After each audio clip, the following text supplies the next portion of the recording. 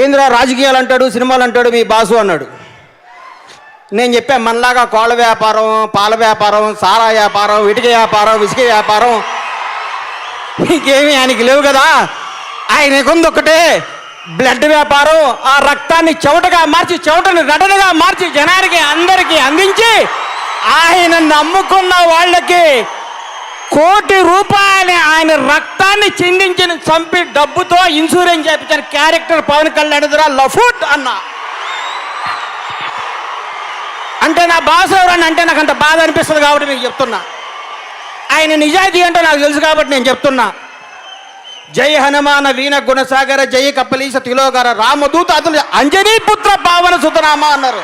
అంజనీపుత్ర పావన సుతనామా, అంజనీపుత్ర పావన సుతనామా.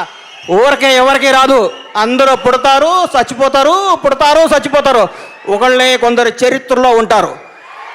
రోజుకు 18 గంటలు పనిచేస్తూ సినిమా వెనకాల సినిమా పెడుతూ ప్రత్యక్షంగా 1200 కుటుంబాలకు డైరెక్ట్గా నిజాయితీతో కూడిన కుటుంబాలను పరికిస్తున్నాడు. అది పవన్ కళ్యాణ్.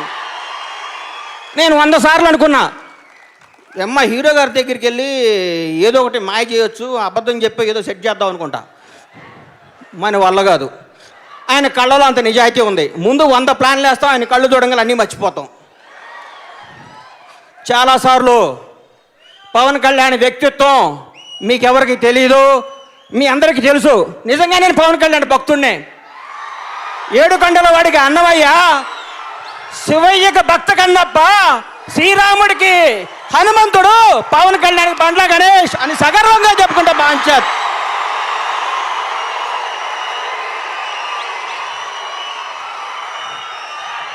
ఈ మధ్య ఒక ఆయన పవన్ కళ్యాణ్ ఇట్లా వెళ్తున్నాడు, చాలా పొగరన్నాడు ఎయిర్పోర్ట్లో. ఇట్లా పట్టుకున్న కేబీఆర్ పార్క్లో. ఎప్పుడు చూసావయ్యా అన్న? మొన్న ఎయిర్పోర్ట్లో వెళ్తున్నాను, గబగబా వెళ్ళిపోతున్నాడు ఇట్లా పవన్ కళ్యాణ్, ఎవరిని మాట్లాడలేదు అన్నాడు. నాకు దొరికాడు అనుకున్నాను, పట్టుకున్నా. కరెక్ట్, ఆయనకి పొగరే. ఎంత పొగరంటే ఆగర్భ శత్రు దేశం పాకిస్తాన్ గడ్డ మీద పడిపోయి వారు చిత్రహింసలు పెడుతూ అడిగిన ప్రశ్నలకు అవి నా దేశ రహస్యాలు చెప్పనగాక చెప్పను అని చెప్పిన వింగ్ కమాండర్ అభినందన్ వర్తమాన్ మీస కట్టుకున్నంత పొగరుందని చెప్పా.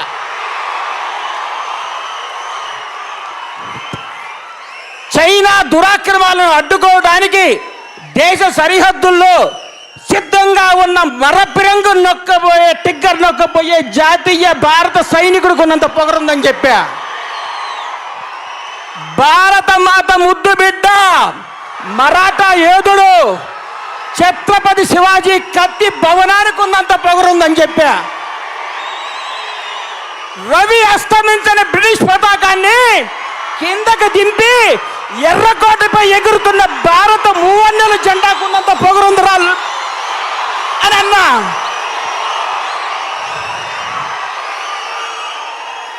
ఆగండి ఒక్క నిమిషం.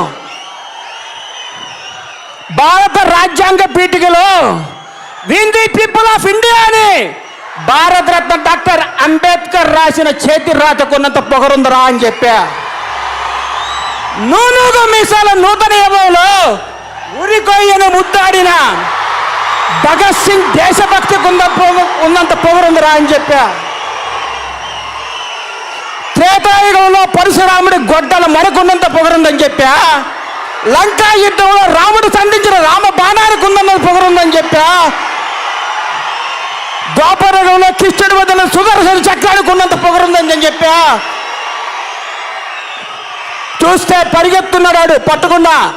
అన్నిటికంటే అందరికంటే దిక్కులు పిక్కటిల్లేలాగా power star power star power star అనేసి పవన్ కళ్యాణ్ అభిమాని గుండెకున్నంత పొగరుందిరా లఫాట్ అని చెప్పా.